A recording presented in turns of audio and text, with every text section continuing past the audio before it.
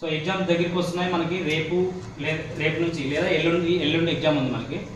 So ఎల్లుండి ఎగ్జామ్కి మనం పబ్లిక్ ఎగ్జామ్కి రెడీ అవుతున్నాం. మార్చి 1 నుంచి, మార్చి 2 నుంచి మనకి సెకండ్ ఇయర్ కూడా స్టార్ట్ అవుతున్నాయి. కాబట్టి చాలామంది రిజల్ట్ వచ్చిన తర్వాత పేరెంట్స్ విరుచుకుపడుతుంటారు. చూసినట్టు పక్కోడు పాస్ అయిన తర్వాత వీడిని విచిత్రంగా చూస్తుంటారు.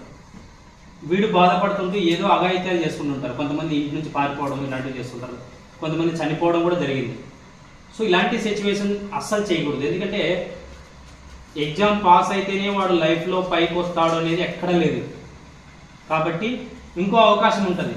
ఎంతవరకు చదివింటామో అంతవరకు మనం ఎగ్జామ్ రాయగలుగుతాం. అంతకు మించి ఎక్కడి నుంచో రాదు మనకి. ఇప్పటికిప్పుడు మనం నేర్చుకోలేము. కాబట్టి మళ్ళీ నెక్స్ట్ టైం కానీ మనం పోరాడవచ్చు. సో మనమే లేకపోతే ఇంకెవరు ఉంటారు? కాబట్టి పేరెంట్స్ కూడా స్టూడెంట్స్ని అర్థం చేసుకోవాలి.